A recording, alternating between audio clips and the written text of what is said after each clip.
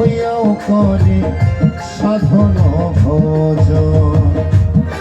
ভক্ত হইয়াও করে সাধন ভজন।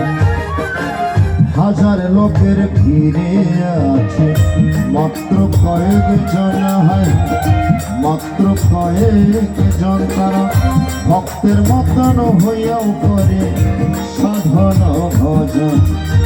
অন্যের সবাই বিশ্বাসী, গীতা বাসরে যাই, হরি বাসরে যাই, কিন্তু মনের মধ্যে এখনো বিশ্বাস নাই। এরকম মানে আছে না অনেকে। অন্যের সবাই বিশ্বাসী, নামে শুধু ভক্তের মতো অপূর্ব দর্শন। এই বিশ্বের সনাতনে অপূর্ব দর্শন।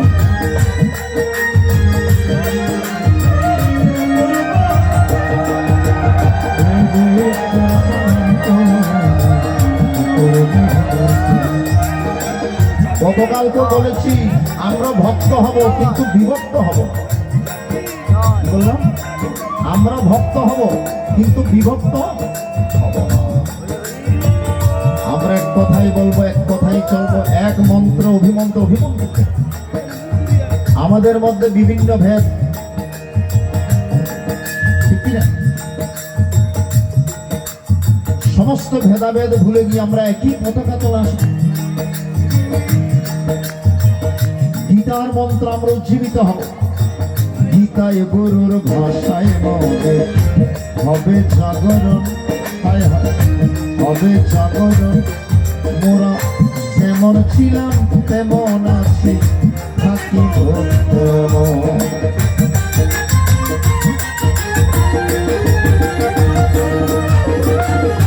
আমাদের ধর্মের নাম কি? বলবেন আমাদের ধর্মের নাম জানেন তো কি? সনাতন ধর্ম, হিন্দু ধর্ম। সিন্ধু প্রদেশে বাস করতে বলে সিন্ধু থেকে হিন্দু হয়েছে। আসলে আমাদের ধর্ম সনাতন, যা আগেও ছিল, বর্তমানে আছে, ভবিষ্যতেও নিত্য শাশ্বত সনাতন।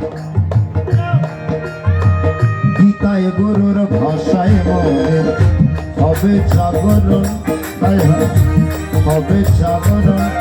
মোরা যেমন ছিলাম তেমন আছি, থাকিব তেমন। এই তো হলো সত্য সনাতন,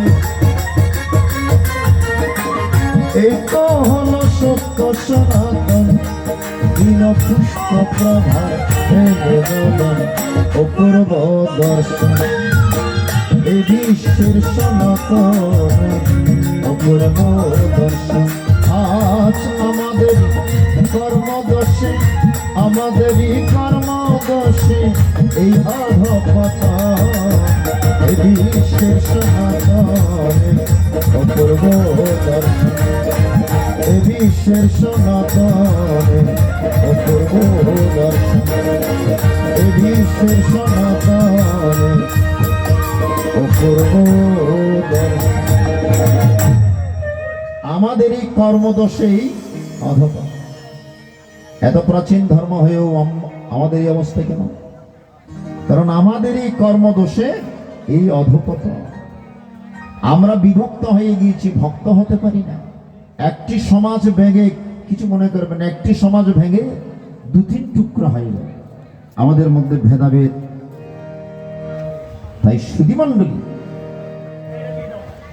আমাদের এই কর্মদোষে অধপতন। আজকে নিবেদন, এই অনুষ্ঠান হচ্ছে নাহের